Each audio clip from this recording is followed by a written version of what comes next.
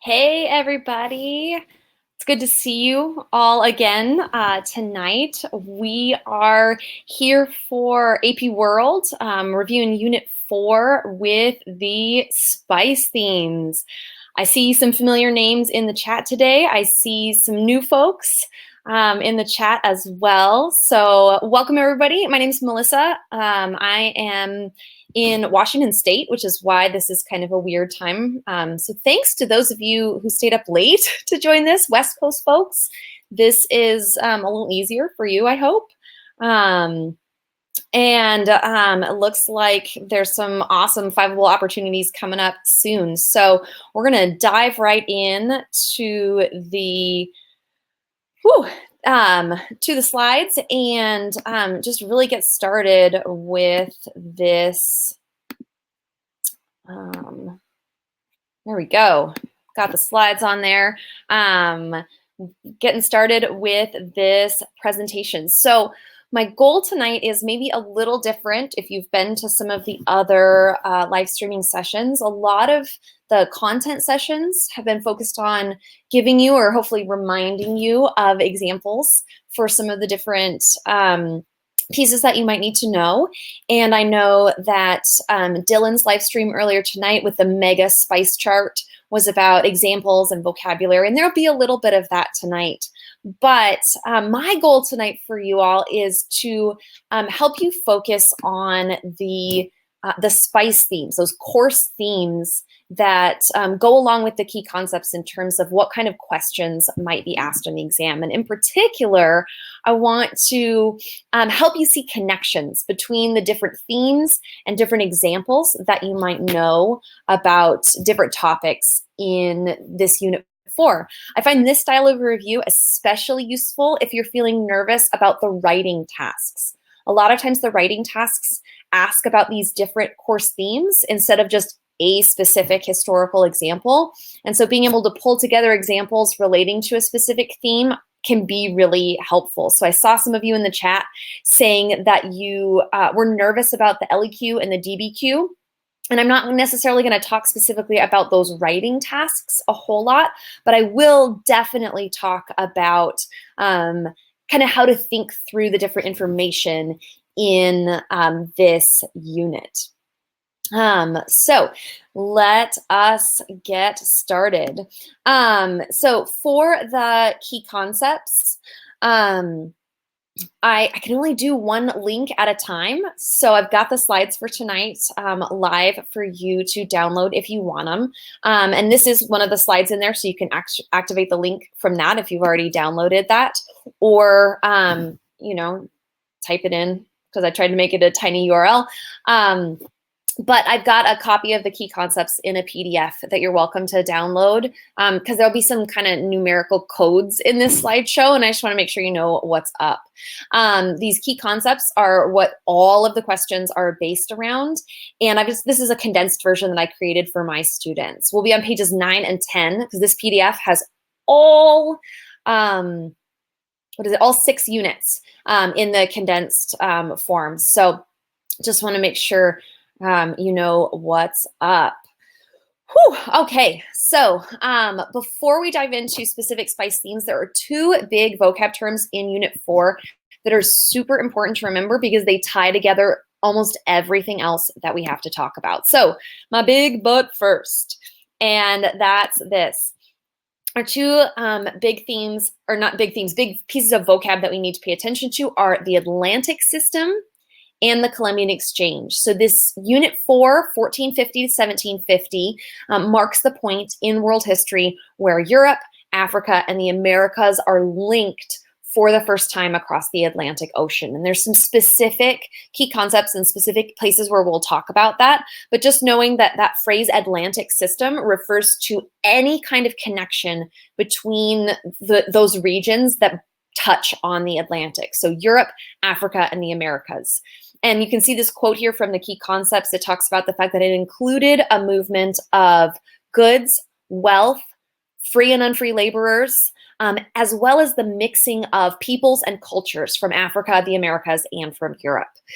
So a lot of these spice themes will relate to that Atlantic system, but that's a phrase that I sometimes see in released College Board items. So I want you to really hone in on that phrase as being super important. It's not the only important thing in this unit, but it's a big deal one.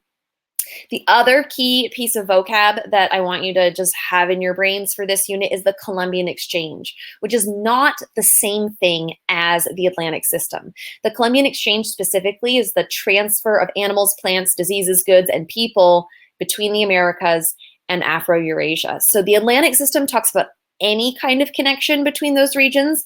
The Columbian Exchange is specifically a back and forth transfer of a variety of, both physical goods, diseases, and people across the Atlantic Ocean. So I'm going to roll through our different themes just in the order of the word spice because it keeps me from going crazy. And my hope is that as we talk through these, some of you in the chat will pop in with examples for some of the details and ideas that I am talking about. And then you'll ask questions. I'm going to try and move fairly quickly, but please, drop them in that ask a question section so that I can see your questions specifically and I don't miss it if the chat starts getting really active. So feel free to ask questions and I'll try and pause periodically to give you some good answers or to ask the crowd to help us answer because y'all have amazing smart brains and I want to make sure we tap into that resource as well. So as we talk about these themes, I'm going to give you some guiding questions to think about these themes so that when you see these words, you're going to ask yourself this question and know if you're thinking about the right kinds of ideas and details for that theme. So our first theme is the social theme, and people often get social and cultural mixed up, and that can hurt your answers on some of these written questions if you see that word social, but you give a more cultural response. So social, we ask ourselves the question, how do people interact with each other? So in terms of social structure, we might want to think about relations between people based on their class or based on their gender, based on their role within a family, based on race or ethnicity, which becomes really important in this unit. So social is about interactions of people. So first thing to think about in terms of this social theme is continuities. And there isn't necessarily a one particular key concept about this, but just reminding ourselves that there are things from previous units that continue forward, right? Social structure since time period 1 has been based on class or caste, depending on where you are in the world. There have been social classes, the specialization of labor, and the development of elites, as well as middle and lower classes is progressing through and into this time period 4. In terms of gender relations and social structure, we need to remember that patriarchy hasn't gone anywhere.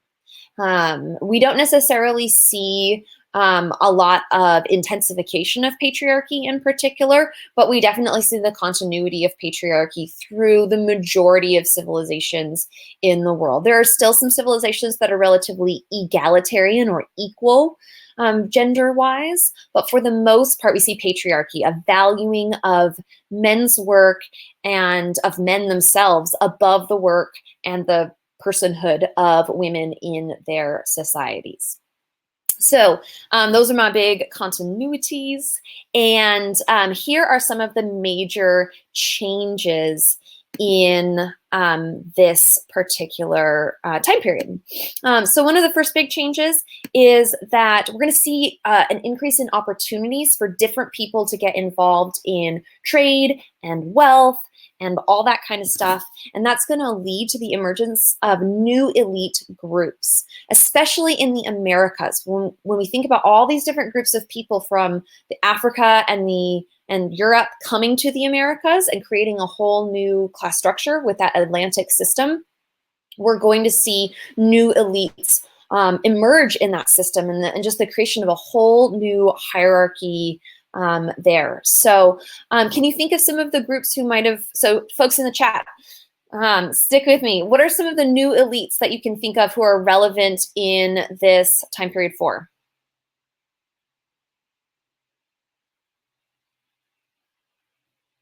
All right, lots of folks in the chat still talking about how they review for the AP exam. If you're thinking about, yes, here we go. I'm starting to see groups. So peninsulaires, if we're thinking about, and I'm probably saying it wrong, forgive my pronunciation of everything tonight.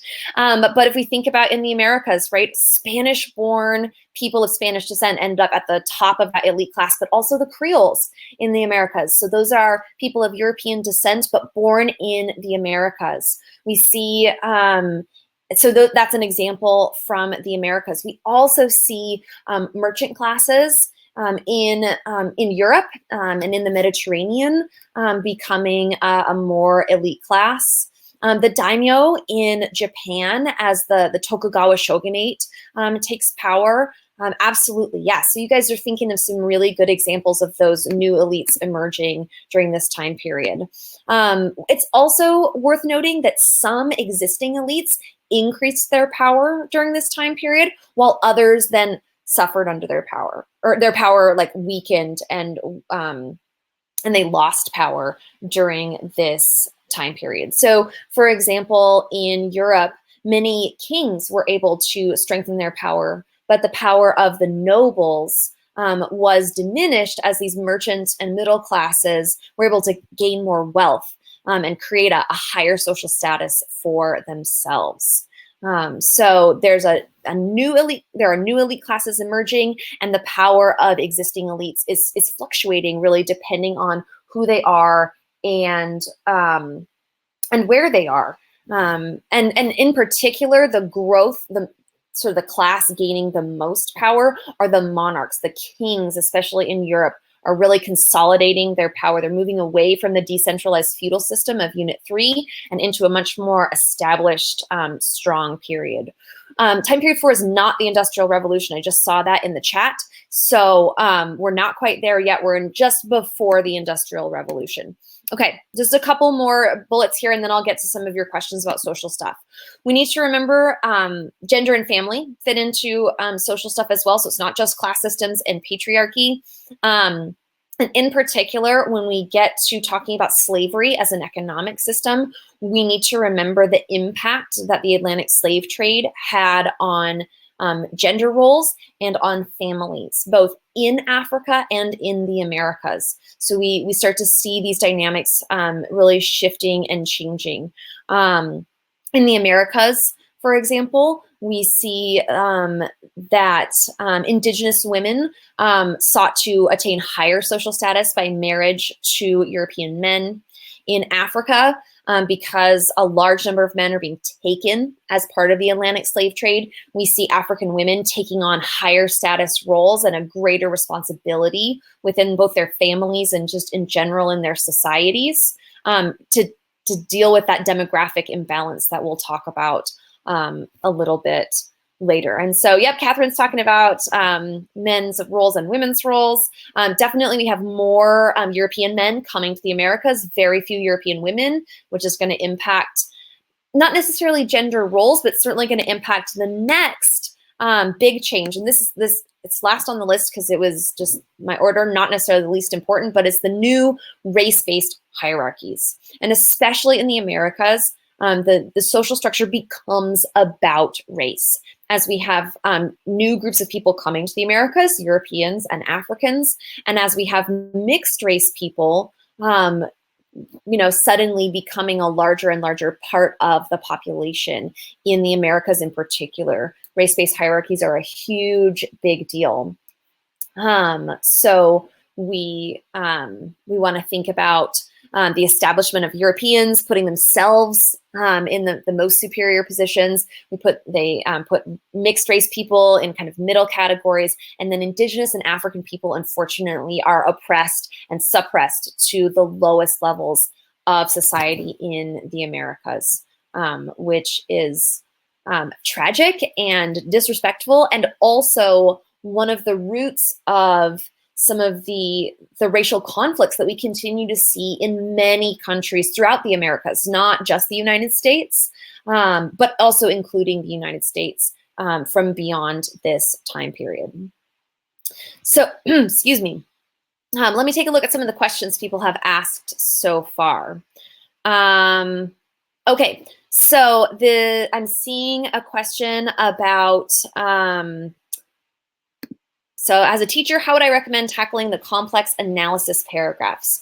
One of the things that I would really pay attention to as you're listening to me tonight would be listening to how I connect different themes and ideas together. If you're thinking about historical complexity in your writing, the more you can explain your thinking and the more you can make connections between topics, between regions, or between themes. Those are all ways to increase the complexity of your writing overall. Really just explain yourself thoroughly and make those connections really clear so that your reader knows that you know what you're really talking about. So that's answer that first question.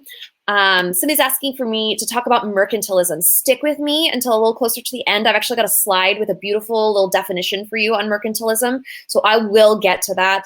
It's in my economics section though, so stick with me on that. Somebody asked about acronyms that can help remember certain things. There are plenty of acronyms, and you can certainly make up your own acronyms. Most of my acronyms tend to be about process rather than about topics.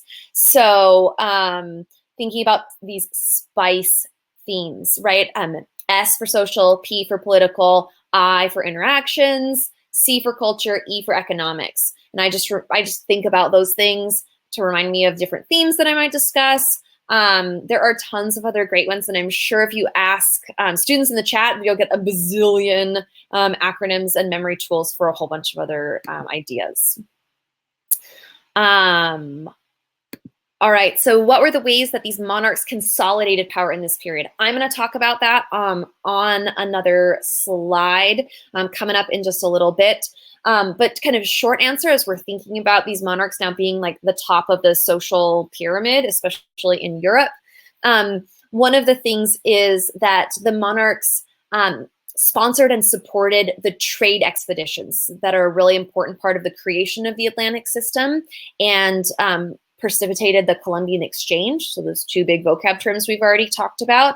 And so they gained then a lot of wealth coming back in through taxes, which allowed them no longer to have to rely on their nobles to pay for things or to have an army. And so kings were able to use government funds to do a lot of that work, which increased their power. They were no longer relying on the nobles around them. They solely had the power. There's some religious components to it as well that we'll get to on a future slide.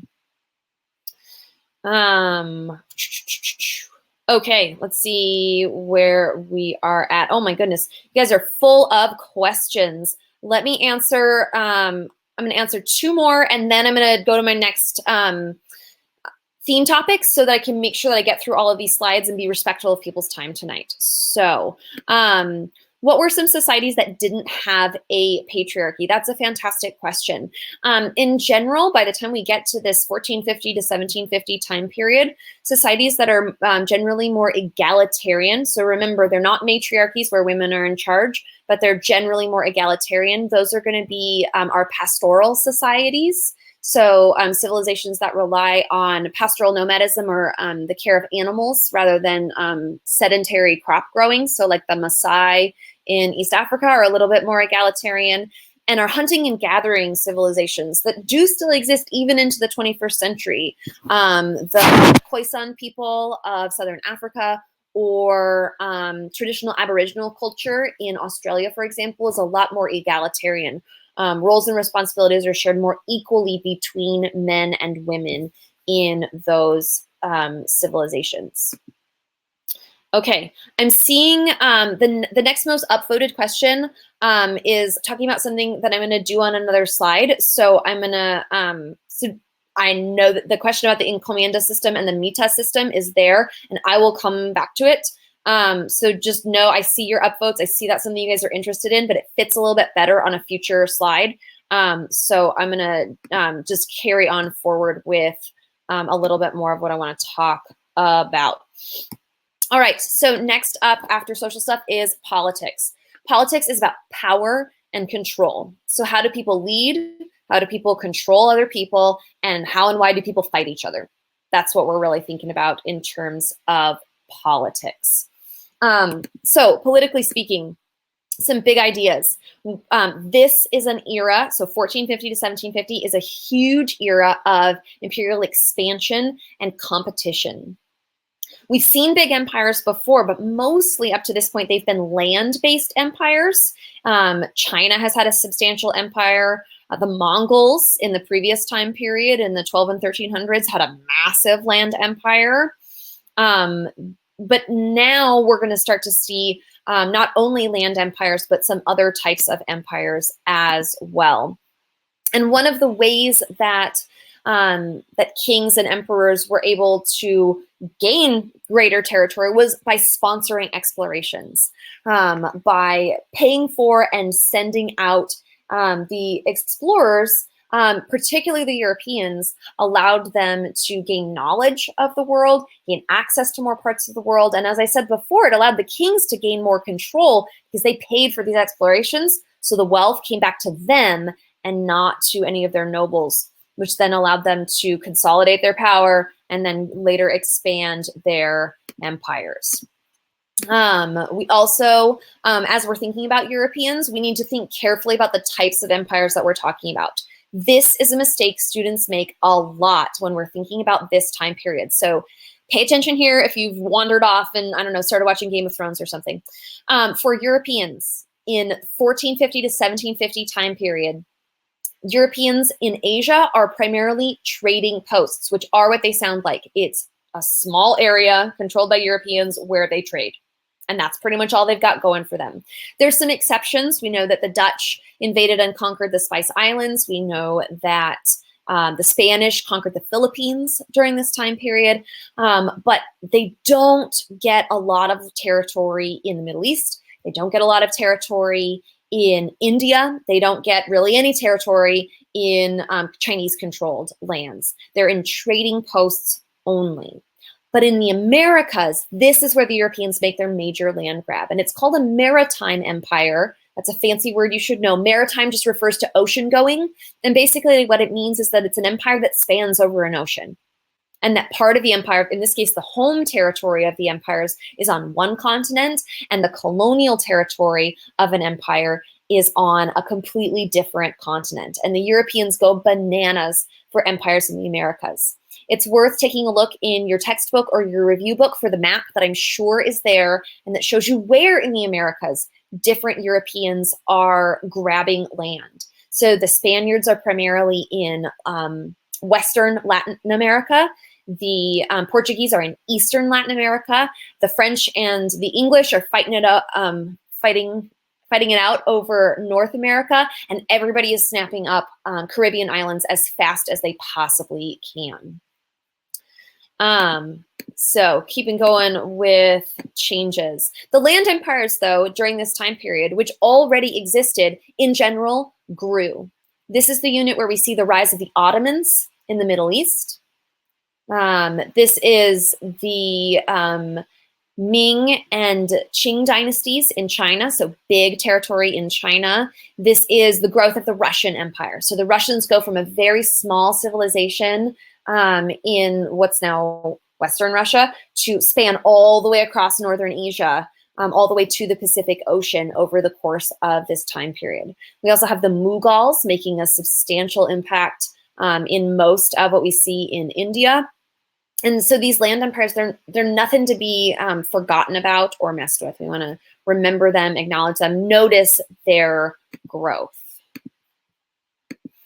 And okay, so mercantilism. We've had the question about mercantilism very briefly here, and I'm going to come back to it on my economics slide, but it's worth noting that mercantilism is an economic system used by governments to basically try and win at creating an empire. The goal of mercantilism is to limit your imports, so limit the number of things you have to buy from other countries and maximize your exports. So increase the amount of goods that you're able to sell to other countries. And it's one of the motivations driving this competition between Europeans. They want to be the richest. They want to find the best resources. They want to have the biggest empire. So mercantilism is a part of imperial expansion. It is also true that Competition, in some cases, limited the success of Europeans. They were so focused on fighting one another that they got in each other's way, and they weren't necessarily able to, any one country wasn't able to gain complete dominance of all of the places that they possibly wanted to. And it's why we end up seeing different countries kind of focusing in on one particular area. And eventually, when we get to trade stuff, even specializing in a particular trade good or a set of trade goods that they became particularly known for. All right. As these empires are building, they have to legitimize themselves. And that just means they have to make people believe that they are the rightful rulers. And so defining legitimate rule includes things that it has always included, like using religion to justify rule. So Europeans who were predominantly Christian tended to justify their rule by saying God made them king, and for people to be good Christians and to honor God, those people then also had to honor the king. In China, we see the continuity of the mandate of heaven and the belief that that heaven has blessed the emperors with their right to rule, and as long as they ruled correctly and benevolently as good Confucians, they would retain that mandate of heaven. We also see rulers utilizing art to glorify themselves and to demonstrate to the people that they deserve to be honored and respected. We also, my second bullet that jumped up in here a little faster than I wanted it to, so you got a little preview, congrats. But it was the idea that states needed to accommodate the diversity in their growing empires. So if you were a Muslim ruler in the Mughal or Ottoman empires, you had to acknowledge that there were Hindus living in your empire, or perhaps Jews and Christians living in your empire, depending on if you were Mughal or Ottoman. And as you, came to acknowledge the diversity, then accommodating the diversity in your territory was really useful because it allowed you to utilize some of those minority groups, get them on your side, and strengthen your position of power. And so we see kings and emperors attempting to do this throughout different empires. We also see a continuity of bureaucracy. Bureaucracy is just a fancy word that means people who work for the government. So kings and emperors are hiring people to do the work of government for them. These are tax collectors and judges, and military officials are sometimes even part of the bureaucracy. These could be teachers. These could be all kinds of different elements that allow the state to present its message to the people and to collect from the people what they believed was their due. And then we want to think about, how are the states making their money? What are the big sources of money? So taxing merchants is a big piece of it, as well as tribute collection is a continuity for defining legitimate rule. If you were Chinese, for example, and could get outsiders to bow down to you and give you their tribute in order to not attack them and kill them, that was certainly a way to justify your power. Okay, we've got a huge flood of questions. So before I jump into the next theme, let's just answer a handful of these. We've got a question. So I'm not ignoring the question about the encomienda and meta system. Like I said, we're going to get to it on a later slide. So I'll do the next most upvoted. How important is the memorization of dates on the AP test? I would say the most important thing is that you understand the chronology and kind of the general time period in which people lived, empires existed, or events specifically happened. I wouldn't spend a lot of time and energy trying to memorize specific years in particular of things, but rather thinking about like what order did things happen in, or what general time period. So, was it the 15th century or the 19th century? Was it between 1450 and 1750, or was it between 1750 and 1900? those big time period breaks that the College Board uses to define its time periods, those are probably more important than memorizing the specific exact years of anything. Although, if a date sticks in your head, great, because that's always a fact that you could potentially use as a concrete detail for evidence in a piece of writing. So somebody's asking the question, are there any notable examples of rulers using religion, art, etc. in this time period to maintain their power? Hannah's got a great answer to this with Louis XIV and the building of Versailles in France, right? Really glorifying himself, glorifying in terms of power. We also see Europeans in a big way, connecting themselves with religion, being crowned in Christian ceremonies, and even commissioning artists to paint themselves into biblical paintings. So you'd have a picture of Jesus, for example, giving the Sermon on the Mount, and the king or the lord of your Italian city-state would be sitting there in the crowd listening to Jesus right along with his disciples. And that would be a way that people would say, oh, my leader is so religious, so devout, that he's there in this painting. And so that would be a couple of examples that come to mind right away. All right. And then somebody's asking me, will China be discussed? I've got very little information on that area after time period 3. Oh, Hannah, I so appreciate this question. I'm going to try and talk about China. Folks in the chat, as I'm talking through examples, if you think of great examples from China that I'm not mentioning right away, please drop them in. We are talking about the Ming Dynasty and the Qing Dynasty in China. So we've already talked a little bit about the continuity of the mandate of heaven. That's really important in this time period, but I will try and drop in as many China examples as I can think of to make sure that you're getting a little bit of detail, because I totally know the feeling. It's really tempting to get really Eurocentric from this Unit 4 onward. So I'm going to do my best to make sure that we're avoiding that. And if you guys see me doing it, call me on it so that I can make sure we're getting non-European examples to you. Okay, I'm going to pause answering questions for just a couple minutes and dive into our next theme, which is interactions between humans and the environment. This is not interactions between humans and each other, but between humans and the environment. And this is one of those themes that is super duper important. And my students, at least, often struggle with it the first time around. I think because it seems too obvious, but the good news is that the obvious is correct. So one of the pieces that's part of this theme is thinking about technology that allows humans to interact with the environment.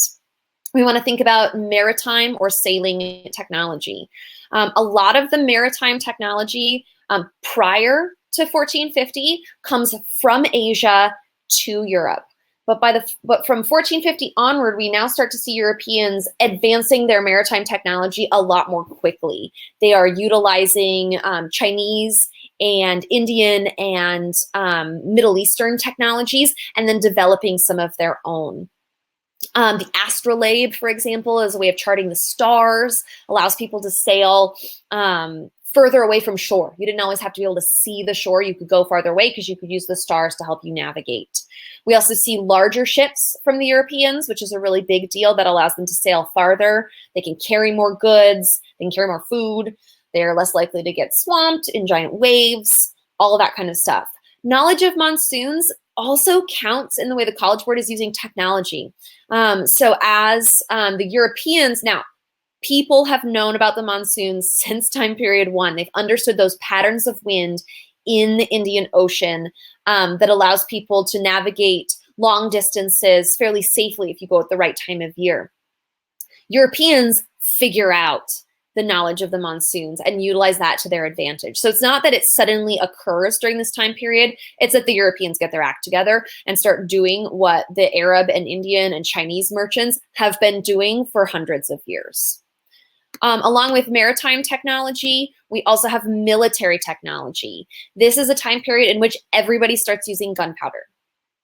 So the Chinese invented gunpowder in time period 3 and start using it for both entertainment and then eventually military purposes. And so then gunpowder technology has gradually made its way across Eurasia from East Asia into the Middle East and into Europe. And so all of our big empires, as they've expanded, whether they're land empires or maritime empires, they are utilizing gunpowder technology, for example, to conquer that land and to hold on to it.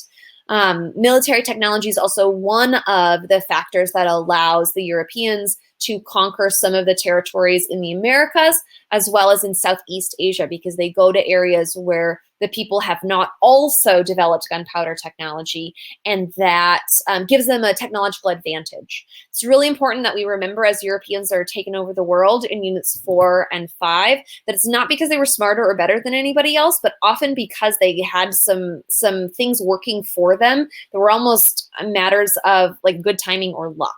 And so this having access to technology before some other groups was definitely a really big deal. All right, also in this theme is specifically some information about the Columbian Exchange. So remember, that's the transfer of goods, animals, people, diseases between Afro-Eurasia and the Americas. So breaking that down just a little bit, disease is hugely important. Almost all of the diseases spread from Afro-Eurasia to the Americas. Syphilis is our one example that we see going the other direction. And because the Americas have been geographically isolated from Afro-Eurasia for most of human history, the people of the Americas don't have the exposure to the diseases, and it is catastrophic. So even diseases that were fairly common in Europe and at least decently survivable were absolutely deadly. Measles is a good example of a disease coming from Afro-Eurasia and devastating American indigenous populations. Smallpox would be a second really good example if you're wanting to have two examples. And we see a couple of things going on. One is that even inadvertent contact with diseases could wipe out indigenous populations, but there is also example, I saw somebody in the chat saying it, some biological warfare. We do see evidence of Europeans intentionally spreading infectious diseases to indigenous populations in order to weaken people whom they saw as the enemy.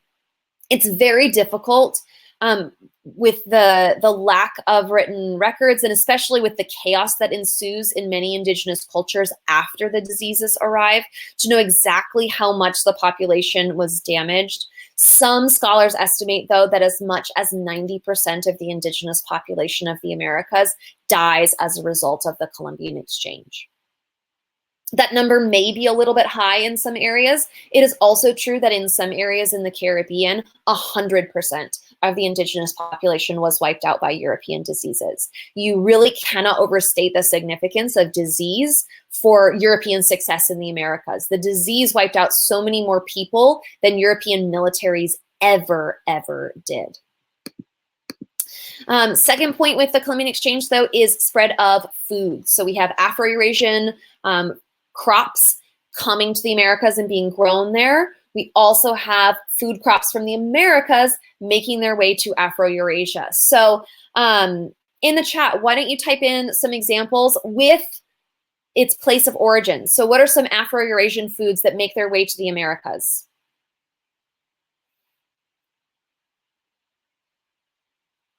Come on, Catherine, I know you know this. Okay, so I'm seeing a couple of these. So Jenny's telling me about potatoes. Potatoes are an American crop that go to Afro-Eurasia. Bananas are coming through Africa to the Americas. Wheat is coming from Afro-Eurasia to the Americas. Barley, corn goes from the Americas to Afro-Eurasia all the way to China. Maize is corn. Rice is coming from Afro-Eurasia to the Americas. Sugar from Afro-Eurasia to the Americas. Tobacco from Afro-Eurasia to the Americas. Coffee beans from Afro-Eurasia to the Americas. What else goes the other way from the Americas to Afro-Eurasia? What else do we see? The sweet potato to Afro-Eurasia from the Americas. Tomatoes to Afro-Eurasia, right? If you watch the John Green video on the Columbian Exchange, you know about pizza, right? The pizza is this Columbian Exchange food, and it is a combination of products from different parts of the world that all end up coming together. Cocoa beans from the Americas. Yep, that's another great example. You guys are awesome with the foods. That's fantastic. A couple of things in the key concepts just reminds us that American foods were revolutionary to the population in Afro-Eurasia. It actually skyrockets because they suddenly have access to greater biodiversity and greater culinary diversity, and that allows them to be grow their population. More people in Afro-Eurasia end up surviving because of the Columbian Exchange. We also have environmental impacts. So some of you mentioned animals that were coming from Afro-Eurasia to the Americas, like horses, pigs, chickens, cattle. Most of the animals are going to the Americas rather than the other way around. And one of the significances of that, though, is damage to the environment, both from the animals. So they represent an invasive species in some cases. Those of you in biology class may have already seen that and talked about invasive species, but also the way that Europeans used both the land and the animals themselves contributed to deforestation, soil depletion, erosion in some areas. So there's an environmental impact and mostly an environmental downside to the Columbian Exchange.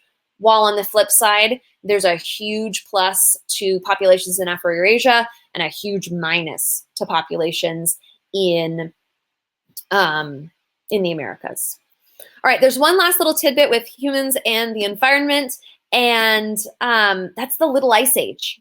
And we sometimes forget about the Little Ice Age. I know my textbook, the Strayer textbook, does not really hardly even talk about it, but some textbooks do a lot more. And just thinking environmentally, how the environment affects people, that from the 13 to the 1800s, so that's the 14th to 19th centuries, we see a period of global cooling that results in an increased need for things like furs. The fur trade goes bananas during this time period because everybody's so stinking cold. The weather is a lot cooler in general. The winters in the northern hemisphere are exceptionally harsh in some areas, and it's really challenging in some of those most northern areas. But it's also a matter of adaptation. Humans are going to figure out ways to survive even as the climate changes. And during this Little Ice Age, we see one of those adaptations being an increased desire for furs, which has a further environmental impact on some of those areas. It doesn't cause the fur trade, Ian. I see you there in the chat. How's it going? But it definitely makes the fur trade a much bigger deal. So this is the Little Ice Age, not the big one from prehistory. This is a shorter one and it's less extreme, but it's still a significant period of global cooling. All right, a couple questions before we dive into culture. So hang on there with Encomienda and Mita, we will get there. How and when did the British colonize India? That is mostly going to happen in the next time period. So after 1750, the British start with a trading post empire in India, and then gradually through both negotiation and armed invasion are able to kind of pick away at the Indian subcontinent until by the 19th century they control all of India. And I will talk maybe a little bit more about that next Sunday when I talk about units 5 and 6, but just know that that's more of a post-1750 topic. All right, so let's see what else we are looking at. Let's see a question about the Indian Ocean trade system, which I'll get to on a future slide. Seeing this good question. How do you keep track of what happened in which time period? I'm so glad you asked that question. For me, and what I try and encourage for my students is think about the story, right? In a book, in a novel, you keep track of what happened in order as you think about the story and what events lead to the next. So if you think about that skill of causation, that's a great way to think about what happens in what time periods, because it's just a big long chain of cause and effect. It's also unfair because, right, I've been teaching world history for 10 years, so I sound like this is super duper easy, but the reality is you're trying to memorize a whole lot of stuff. So give yourself grace. Help yourself think of some memory tools, and don't stress about remembering everything in every time period. Try and keep track of the big themes like Atlantic System and Columbian Exchange and the significance of those things, and don't sweat the small stuff. That would be kind of my initial piece of advice on that. All right, I'm going to pause on some of the other questions. Hopefully we'll have some time to get to them at the end, but I want to make sure I'm honoring people's time. And I'm going to jump into culture. So culture, remember I said at the beginning, is different from social. If social is about how people interact with one another, culture is about how people express their beliefs, values, or identity. So culture is just going to have a little different flavor to it. So in terms of culture, we always want to think about religion. And there's a couple of big ideas with religion in this time period. We want to think about all of the religions that you know about leading up to this time period. They're still hanging around. They are still spreading into new places. They are still significant and important. We also want to think about the fact that most of these major religions underwent some type of reform during this time period. It had been long enough for some of them since anybody thought about anything that there came to be some major conflicts. So, for example, with Christianity, we have the Protestant Reformation is a major reform of existing religion, and that split between the Roman Catholic Church as well as the creation of the new Protestant denominations. The Catholic Church undergoes its own reforms and makes some changes in order to be more appealing and desirable to people, especially to people in East Asia or in the Americas. Islam also undergoes a series of reforms. We hear that the Wahhabi movement that seeks to purify Islam of foreign influences, that's especially popular in Saudi Arabia. And then even Confucianism, after the Mongol rule in the 12 and 1300s, by the time we get to the Ming Dynasty, there's an effort to, again, purge Chinese culture and Confucian beliefs of foreign influence and foreign values. And so as these religious traditions spread and interact with one another, sometimes they change, but also there's sometimes a reaction against that change that causes these religions to make major reforms. So Neo-Confucianism, I see Ray talking about the Song Dynasty. You're right, but we get another Confucianist reform, and they're still calling it Neo-Confucianism by the time of the Ming Dynasty, but it's purging that foreign influence that's still important. It's also, right, religious conflicts. So we not only see the spread of religion or the internal conflicts and those reforms of those religions, but also religious conflicts between groups. Protestants and Catholics end up seeing themselves as almost completely different religions, and thousands of people in Europe die over the Protestant Reformation. We see continued religious conflict in the Ottoman Empire between Muslims and Christians and Jews. We see conflict in the Mughal Empire that has to be dealt with between Hindus and Muslims. We see the emergence of Sikhism in Unit 3, but the growth of Sikhism as a tradition that seeks to kind of bridge religious conflict in the Mughal Empire. So there's a lot of examples just there, but the idea is that religions are undergoing reform, they are spreading, and as they interact with each other, they're also creating conflicts. And then here is a huge word for this unit when we think about religion. It's been in other units as well, but this is a really big time to remember it. It's syncretism. Religious syncretism is the blending of religious or cultural traditions in different regions as different groups of people come into contact with one another. So religious syncretism in the Americas, for example, is huge as indigenous American traditions get blended with particularly Spanish and Portuguese Catholicism, as well as West African traditions as a result of the Atlantic slave trade. So we get blended religions such as Santeria in Haiti, such as Vodun or Voodoo throughout the Caribbean and kind of southern North America, as well as some other syncretic traditions that blend Latin American gods with Catholic saints, for example, and some of those kinds of ideas. So spreading, reforming, conflicts, syncretism, that's our big deal with religion. Remember, though, that culture isn't just about religion, it's also about arts and sciences. And some kind of big things to think about in this time period is that as there's more money, which will be on the next couple slides with economics, more people can afford art. So there's more art because the artists are now no longer starving. This is kind of the late Renaissance in Europe, but it's definitely a flourishing of artistic movements because everybody's flush, and so they're paying for art, which is pretty awesome. We see expanding literacy, an increase just generally, especially in the Western world in terms of literacy, because people have a little bit of extra income happening. And we also see just a general expansion in innovation and science. As the world becomes more connected, people have access to goods, ideas, technologies from each other, and those things then perpetuate more goods, ideas, technologies, scientific knowledge, etc. This is the time period of the scientific revolution in Europe, which is not the first time there's been a scientific revolution, but it's a big deal for Europeans for sure. This is where we see famous folks like Galileo and Kepler and Copernicus making a big deal. This is where we see the beginnings of our current understanding of biology. We're not to Charles Darwin yet, but we're starting to get an understanding of like basic building blocks of scientific knowledge, and that these are a big deal. Isaac Newton invented calculus. I can see some of my AP calculus students are remembering things in here. The Protestant Reformation also does make people a little bit more literate. Yes, Samantha, that's an awesome statement there. And the reason for that is because Protestants said everybody should learn to read the Bible.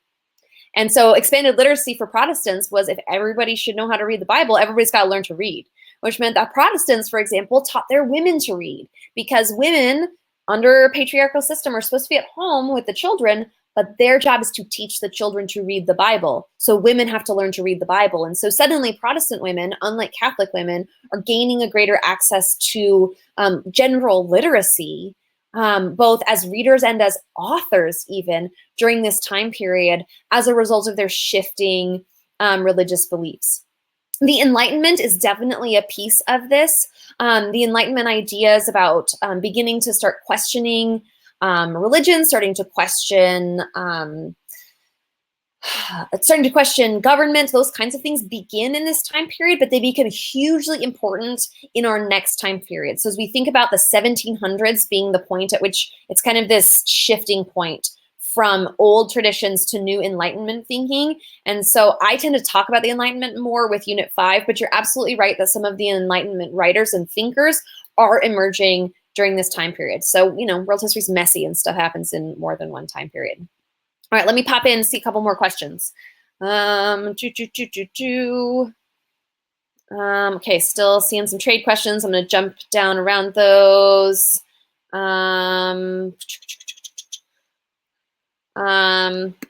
Somebody asked, will I pass the AP test? I really hope so. I wish everybody could pass it. Work hard, study hard, do your best. I think you can do it. All right.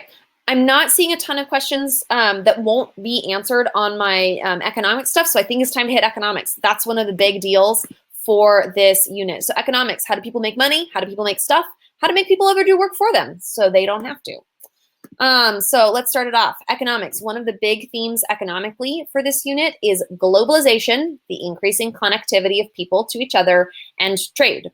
Trade's always been a big deal, but it increases. There's super intense trade. Everybody's trading. It's a big deal. For some folks, that leads to increased prosperity.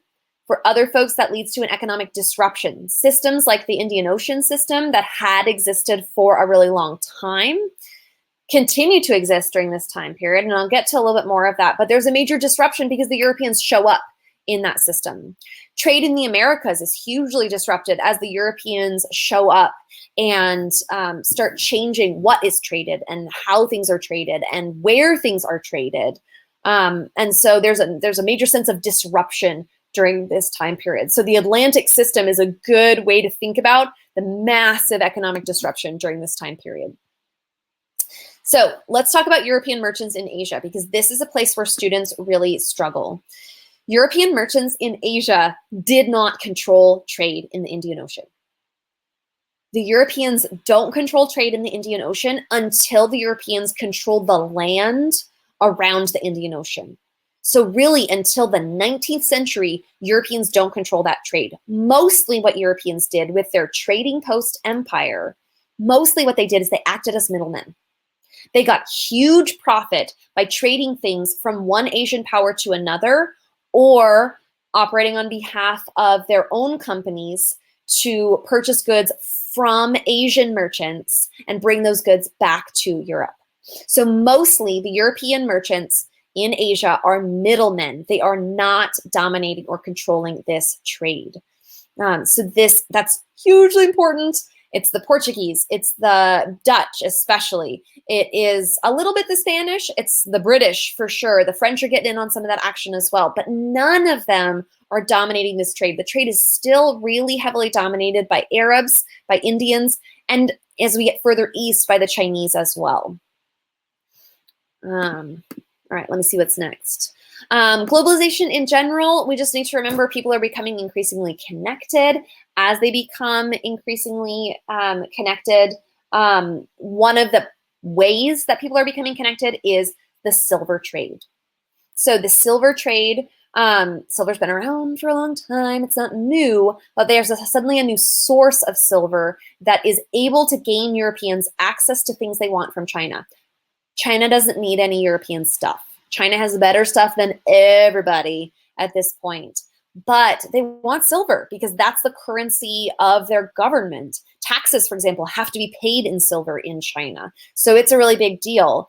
And there's a lot of silver, it turns out, in the Americas. So American silver gets transported largely by the Spanish across the Pacific Ocean into the Philippines, to Manila, which is a big silver port.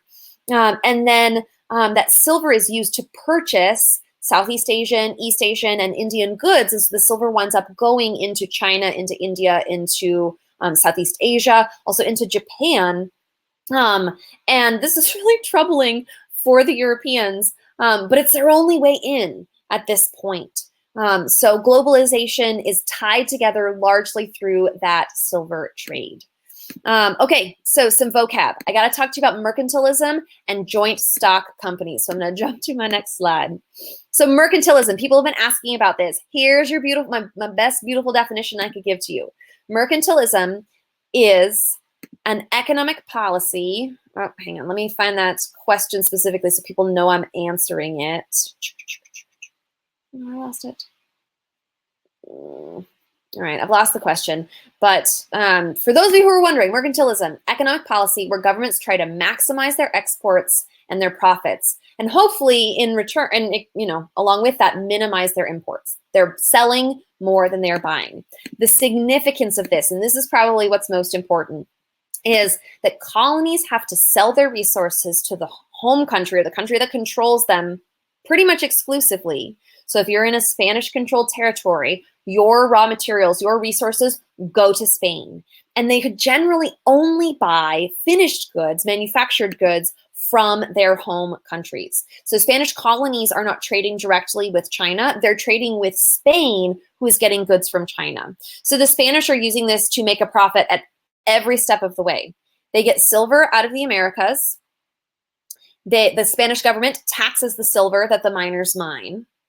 They ship the silver to Asia, and it's used to buy goods. Those goods go to Spain first, and then from Spain to the Americas. So in the Americas, you're buying it at a steep, steep markup that represents the cost of sailing those Spanish goods all around the world, literally. And this mercantilist policy is hard on governments because it's not really free trade, and so people aren't getting access necessarily to the best markets and the best competition, but instead they're trying to protect and restrict trade to just their own territories. And so some governments, it's a motivation for imperial expansion, but it's also later going to be a motivation for imperial rebellions. American colonists especially are going to resent these mercantilist policies because they're so damaging to the colonial economies. Nobody can get rich in the colonies, or at least not rich enough, because they can't compete. They have to do business only with their home countries. Okay, joint stock companies is one of the other big vocab terms in the key concepts from this unit. A joint stock company is a corporation or a company that is owned by multiple people, and they have shares in proportion to their investment. So if you have a lot of money and can invest, you get a lot of shares, and you get a proportional amount of the profits in return. If you don't have a lot of money, you can invest a little bit, buy a tiny piece of the corporation and get a tiny piece of the profits back, which may still be a sizable fortune. The significance of joint stock companies is that it allows slightly less wealthy people the opportunity to participate in growing global trade. More kind of regular people almost are able to participate. You don't have to have like a huge fortune all by yourself. You could just be, a reasonably wealthy person with a little bit of money, but if a whole bunch of you get in on it together, you can all make a ton of money. The East India companies, both the British and the Dutch East India companies, are government sponsored, but they are privately owned. They are joint stock companies. These are good examples. It's not quite free market capitalism, but it's the start. Joint stock companies kind of give people the taste for capitalism, and gotta make this happen. All right, I know we're at 9 o'clock. I've got a little bit more to go. So if you need to take off, do what you got to do. You guys are amazing and wonderful and awesome. And I hope you get some good sleep tonight. If you're sticking with me, we'll probably go for another 15 or 20 minutes so I can get through some stuff. So with mercantilism and joint stock companies, right, we just got to remember spending habits. As more people are getting rich, they're buying new stuff. They're buying more art. They're buying more luxuries to make their lives more and more awesome. Labor is a huge big deal to pay attention to in this unit. So a couple of things. One is we need to remember what a cash crop is. Cash crops are basically non-staple goods. You don't need them to survive, but you can make a ton of money from them. Sometimes they're edible, like sugar. A lot of times they are unnecessary for survival, but they're nice. So things like cotton, things like tobacco, things like coffee, things like spices, so pepper and mace and nutmeg and cloves and things that you're like, but I get that at the store all the time. It's no big deal. These are cash crops. They make a ton of money for the people who are growing them, and they become a big part of this global economy as more and more people are increasingly connected and they want more and more great stuff. Plantation agriculture is a particularly effective way to grow cash crops because you get a large piece of land devoted exclusively to a single crop. And with that single crop, then you can focus all of your attention on, just that one thing. You know what you're getting. You're not having to diversify. You can make more money that way.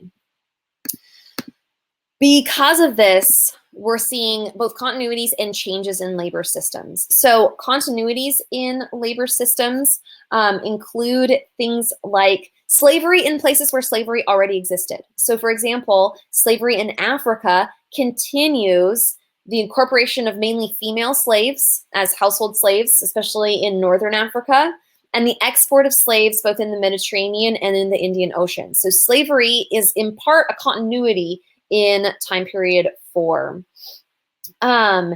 It is also true, though, that it represents a significant change.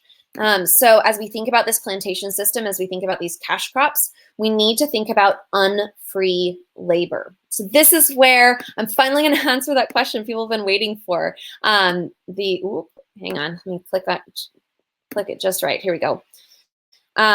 So the difference, or not the difference, but the encomienda system and the mitas system. So we need to talk about generally unfree labor. And there are lots of ways that labor can be unfree. It can be slavery, which I'll come back to in just a minute, but it can also be a demand for labor from a specific population, usually by the local government. So the mitas system is a system in the Inca Empire, for example, that would require labor from Inca villagers for the Incan government. A set period of time each year, people would have to give their labor to the government. And it was just a law, it was just a requirement.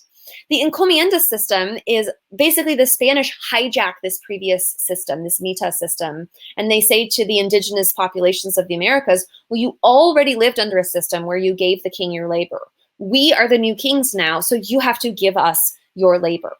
We're not going to pay you. We are not going to necessarily compensate you in any way for this labor, but we expect this labor from you. Now, under the mitas system, most of the labor is for public works. The encomienda system is a demand for indigenous labor for private projects like mines or plantations or those kinds of things. And it's an example of unfree labor in the Americas during this time period.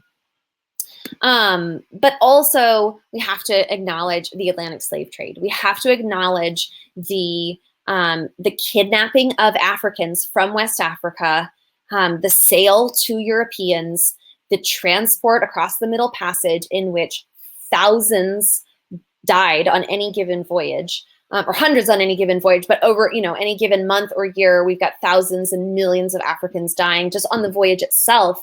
And most of the slaves are going to places that would have large amounts of plantations. Plantations require an enormous, because they're cash crops and they're non-diversified, they're also very fragile systems.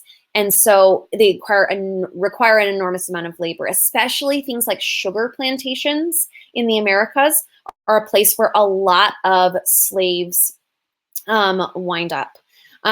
In this unit and with the Atlantic slave trade, we see the emergence of something called chattel slavery, which is not just the idea of ownership, but of the kind of slave ownership that we're most familiar with in US history. The perpetual ownership of a family, not simply the ownership of an individual, and the complete and total disregard for the dignity of humans from Africa as part of this slave system. So this is a major factor in this time period. It's a major basis of the economy. It is also one of the great tragedies of this unit and of world history, because it puts into place racial hierarchies. It puts into place a lasting legacy of oppression, not just in the United States, but in the Caribbean, in Brazil especially. We continue to see racial tension, racial conflict, and racial inequalities that harken back to this slave trade system. So if that's something you didn't cover very well in your classes, it's definitely something to look at, because it's part of the Atlantic system. It's part of the Columbian Exchange in kind of a gross way. It's part of the economy of this time period, and it radically transforms interactions between people, socially, politically, etc., for the rest of human history. So it's definitely one that you need to pay attention to. All right, I've hit the end of my slides, right? Yes, I hit the end of my slides. So I'm going to answer as many more questions as I can in a reasonable amount of time. So upvote the ones that are already there so we can see what people are really interested in. Catherine asked, in this time period, who controlled the Indian Ocean trade system? I mentioned that a little bit earlier, but just to recap for folks who might have missed the answer to that question, predominantly people from Asia. So Arabs in the western part, Indians in the central part, and Chinese. The Europeans are the middlemen who are sailing back and forth between these regions, but they're not in control of the trade system. Let's see. How did rulers use religion as a thing of power in foreign places? Do they just convert the members of the new territory?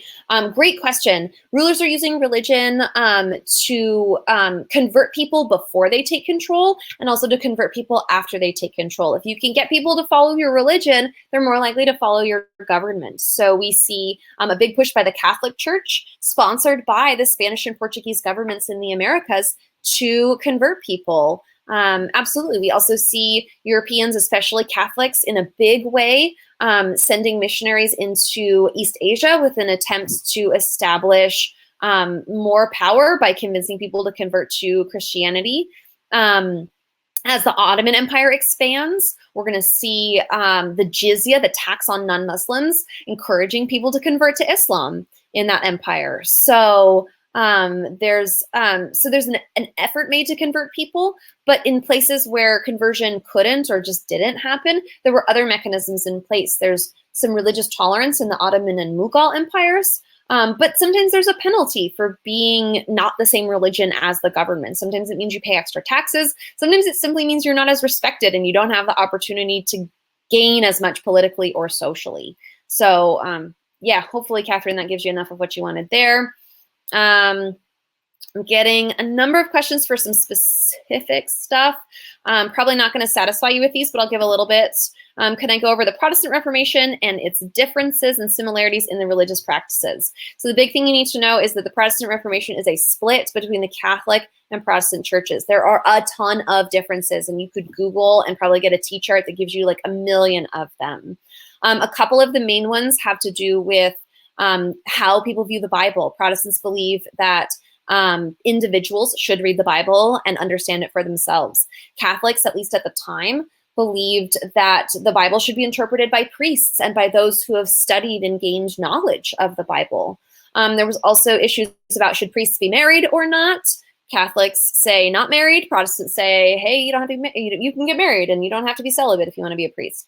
So there's a whole bunch of differences. It's probably a good idea to know a handful of them. You probably don't need to memorize every single one. Seeing a bunch of upvotes for this one. What is the difference between the Columbian Exchange, the slave trade, and the Atlantic slave trade?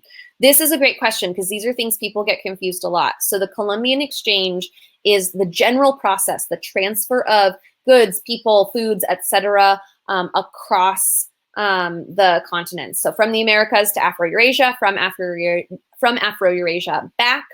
It includes the slave trade, but it is not the same thing as the slave trade. Slave trade in general just reminds us that slaves are being bought and sold throughout North Africa and the Mediterranean, throughout the Middle East, and throughout the Indian Ocean basin as well. The Atlantic slave trade specifically refers to the capture of Africans from predominantly West Africa and their transport across the Atlantic Ocean to European-controlled territories. Somebody asked, what's the order for race in the Americas? Again, you could Google a list to get a whole bunch of it. The big thing to know is that we see the Peninsulares, the Spanish-born people of Spanish descent, for example, followed by Creoles, so European descent, but born in the Americas. And then we get mixed race groups like mestizos and mulattoes, and then indigenous people and slaves at the bottom. Can I give an example of a maritime empire? Basically, all the European empires during this time period are maritime empires. They span across oceans. So Spain is in Europe, but they control territory in the Americas. That makes it a maritime empire. The Netherlands is in Europe. It's pretty tiny, but it controls territory in the Americas and in Southeast Asia. So that's a maritime empire, for example.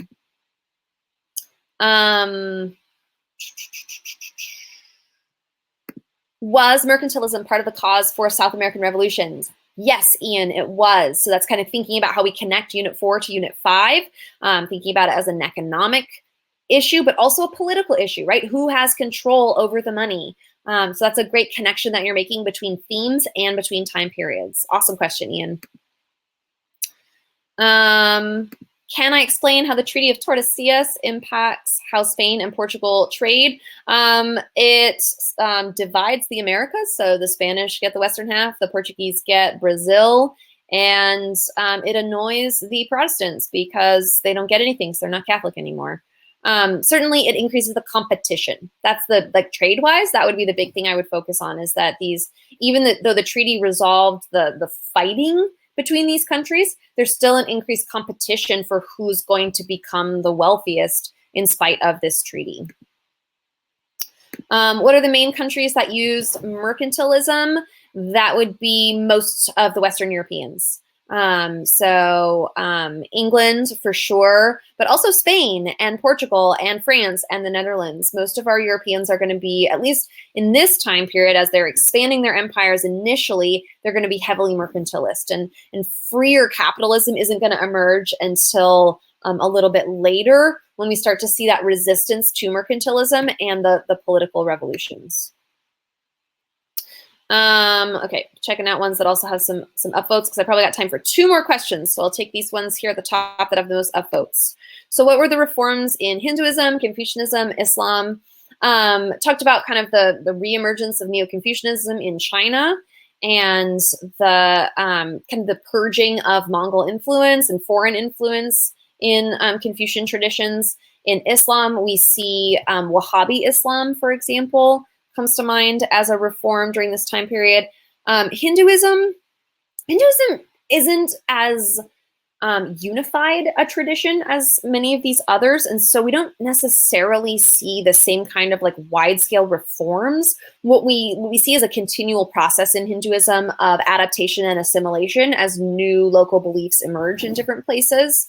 But in India, for example, we see not necessarily so much a reform, but an emergence and a growth in Sikhism, which is a new religious tradition that is not a blend of Hinduism and Islam, but is a religion that kind of bridges the divide in many ways, because it's a very inclusive religion that allows for the practice of a lot of kind of different ideas, and encourages peace and justice between different groups of people. So there's a couple of examples for that one.